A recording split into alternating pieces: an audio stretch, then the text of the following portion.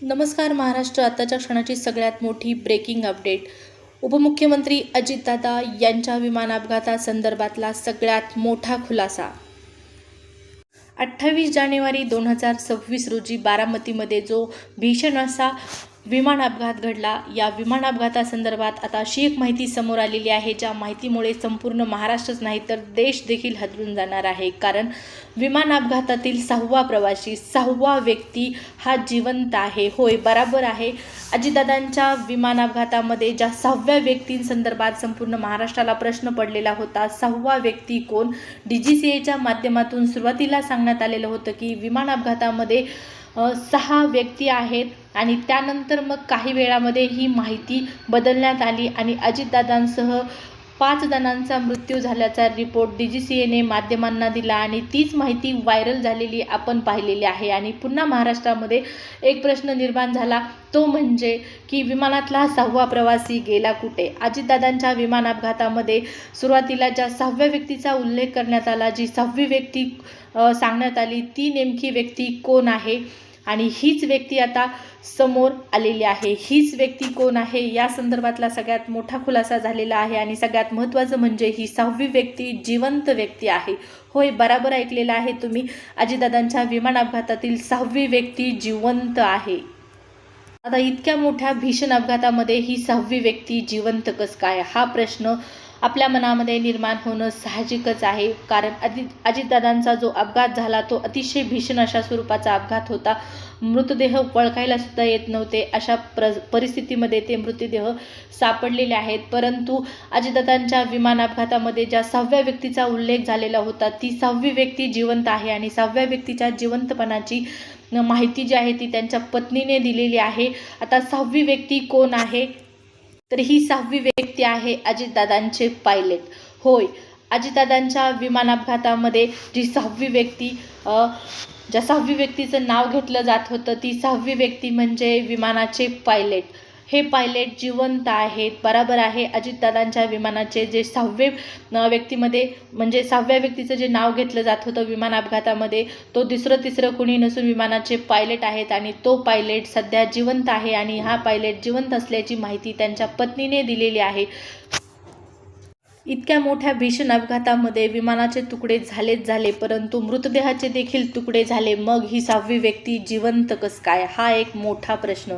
अजितदादांचा घातपात आहे अशा आता चर्चा सुरू झालेल्या आहेत. अजितदादांचा अपघात नाही तर हा घातपात आहे असे प्रश्न उपस्थित होत आहेत. त्यांच्या जवळच्या व्यक्तीने, कार्यकर्त्यांनी देखील हे प्रश्न निर्माण केलेले आहेत, उपस्थित केलेले आहेत. ममता बॅनर्जींनी सुद्धा या अपघातासंदर्भात शंका उपस्थित केलेली आहे. आणि आता अजितदादांचे जवळचे व्यक्ती अमोल मिटकरी यांच्या माध्यमातून सुद्धा दादांचा घात झाल्याची शंका व्यक्त केली जात आहे. त्यामुळे इतक्या मोठ्या भीषण अपघातामध्ये 6वी व्यक्ती जिवंत कसं काय असणार, हा प्रश्न साहजिकच आहे. परंतु पहा, या 6व्या व्यक्तीच्या जिवंतपणाचं एक वेगळंच रहस्य आहे. आणि ते रहस्य म्हणजे, हे रहस्य जाणून घेण्यापूर्वी आपल्याला थोडं मागे जावे लागेल. आणि ते म्हणजे ज्यावेळेस अजितदादांच्या विमान अपघाताची बातमी आली, त्यावेळेस DGCAच्या माध्यमातून एक रिपोर्ट देण्यात आला की अजितदादांच्या विमान अपघातामध्ये अजितदादांसह 6 जणांचा मृत्यू झालेला आहे. ही पहिली माहिती आहे, हा पहिला रिपोर्ट आहे जो DGCAने प्रसिद्ध केला, जो जारी केला. परंतु पहा, पुन्हा काही वेळामध्येच बातमी बदलण्यात आली, माहिती बदलण्यात आली आणि माहितीमध्ये सांगण्यात आलं की अजितदादांच्या विमानामध्ये 5 जणांचा अजितदादांसह मृत्यू झालेला आहे. त्यामुळे सर्व महाराष्ट्रासह देशापुढे एक प्रश्न होता की 6वा प्रवासी गेला कुठे, 6वा व्यक्ती कोण? तर हा 6वा व्यक्ती जो आहे तो व्यक्ती जिवंत आहे. आणि हा 6वा व्यक्ती दुसरा तिसरा कुणी नसून दादांच्या विमानाचा पायलट आहे. होय, अजितदादांच्या विमानाचा पायलट जिवंत. झालं असं की पहा, अजितदादांचा जो विमान अपघात झाला, त्या विमान अपघाताच्या प्रवाशांची लिस्ट एक व्हायरल झालेली आहे. आणि त्या लिस्टमध्ये अजितदादांच्या विमानाचा पायलट सुमित कपूर असल्याची माहिती देण्यात आली. आणि माध्यमांनी ज्यावेळेस फोटो दाखवायला सुरुवात केली, त्यावेळेस अजितदादांसह विमान अपघातामध्ये त्यांचा पायलट सुमित कपूर हेही मृत पावले आहेत अशी माहिती दिली. परंतु प्रत्यक्षामध्ये हे सुमित कपूर जिवंत आहेत का? तर हे सगळ्यात महत्त्वाचं म्हणजे या व्यक्तीचं नाव सुमित कपूर नाही, तर हे सुमित कपूर नाहीत, हे आहेत साहिल मदान.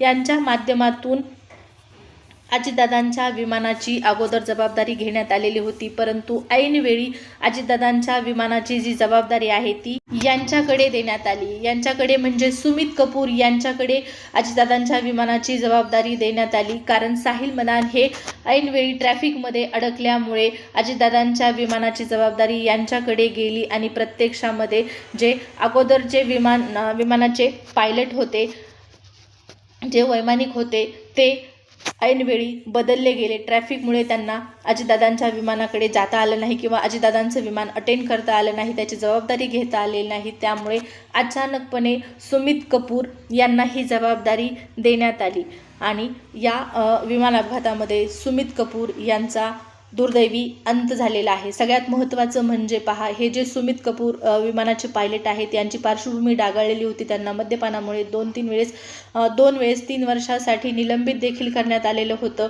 तरी देखील अजितदादांसारख्या मोठ्या एवढ्या बड्या व्यक्तीचा विमानाची जबाबदारी यांना ऐनवेळी का दिली गेली, हाही एक मोठा प्रश्न अजितदादांच्या घातपातासंदर्भात शंका निर्माण करणारा आहे.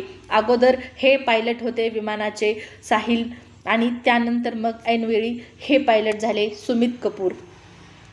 मग 6वा व्यक्ती आहे हा 6वा व्यक्ती जिवंत आहे. हा 6वा व्यक्ती जिवंत असून या 6व्या व्यक्तीचं नाव आहे साहिल मदान आणि यांच्या जिवंतपणाची त्यांच्या पत्नीने बातमी दिलेली आहे. पोस्ट करत त्यांनी माहिती दिलेली आहे, माझे पती जिवंत आहेत.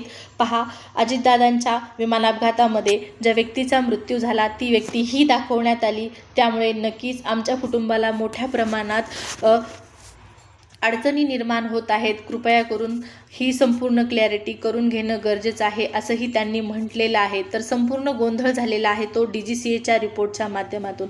त्यामुळे DGCAवर प्रश्न निर्माण लोक करत आहेत किंवा निर्माण होणं साहजिकच आहे. DGCAकडे खरा रिपोर्ट नव्हता का? व्यक्ती कोण आहे हे त्यांना माहीत नव्हतं का? मग माध्यमांना हा फोटो का त्यांच्याकडून ही माहिती का देण्यात आली की 6 व्यक्ती त्या विमानामध्ये होते? पुन्हा माहिती बदलण्यात आली की 5च जण विमानामध्ये होते. तर 6वा व्यक्ती आहे साहिल मदान आणि हे त्या विमानामध्ये नव्हतेच प्रत्यक्षामध्ये, ते जिवंत आहेत. त्यांच्या पत्नीने ही माहिती दिलेली आहे. ट्रॅफिकमुळे ते जाऊ शकले नाहीत आणि त्या ट्रॅफिकमुळे आज ते जिवंत आहेत. पहा, वेळ आली होती पण म्हणतात ना, काळ आला होता पण वेळ आली नव्हती. तर या विमान अपघातामध्ये ही 6वी व्यक्ती जिवंत आहे आणि या जिवंतपणाची अशा पद्धतीने ही संपूर्ण कहाणी आहे. तर DGCAच्या माध्यमातून अशा पद्धतीने ही माहिती देण्यात आलेली होती. पायलट संदर्भात हा संपूर्ण गोंधळ निर्माण झालेला आहे. दादांच्या विमान अपघातासंदर्भातले आणखीनही बरेच प्रश्न अनुत्तरित आहेत. त्यामध्ये विमान अपघातामध्ये जी माहिती देण्यात आलेली आहे की अजितदादांच्या विमान अपघातामध्ये त्यांच्या मृतदेहाची ओळख ही त्यांच्या घड्याळामुळे झाली. पण आता अशी माहिती आलेली आहे की ज्या घड्याळामुळे माहिती पडली की अजितदादाच हे आहेत म्हणून, अजितदादांचाच हा मृत्यूदेह आहे म्हणून, परंतु प्रत्यक्ष म्हणजे घड्याळच त्यांच्या हातावर नव्हतं, घड्याळच सापडलेलं नाही. जी घड्याळासारखी दिसणारी गोष्ट होती, जो घड्याळासारखा दिसणारा भाग होता तो म्हणजे अजितदादांच्या कुर्त्याचा कपडा होता आणि त्यावरूनच अजितदादांची ओळख पटली, अशी आता नवीन माहिती समोर आलेली आहे. तर पहा, दादांच्या मृत्यूसंदर्भातले नवनवीन रहस्य समोर येत आहेत. परंतु जर या प्रकरणामध्ये खरंच कुणी दोषी असेल तर त्याची सखोल चौकशी ही झालीच पाहिजे. फक्त महाराष्ट्राचीच नाही तर अख्ख्या देशाची ही मागणी आहे. दादांसारखा नेता पुन्हा होणं खरंच शक्य नाही. अजितदादा खूप मोठं नेतृत्व होतं, खूप मोठे व्यक्ती होते. अजितदादांच्या जाण्याने संपूर्ण महाराष्ट्र पोरका झालेला आहे, अशी भावना सामान्य जनतेच्या माध्यमातून व्यक्त केली जात आहे.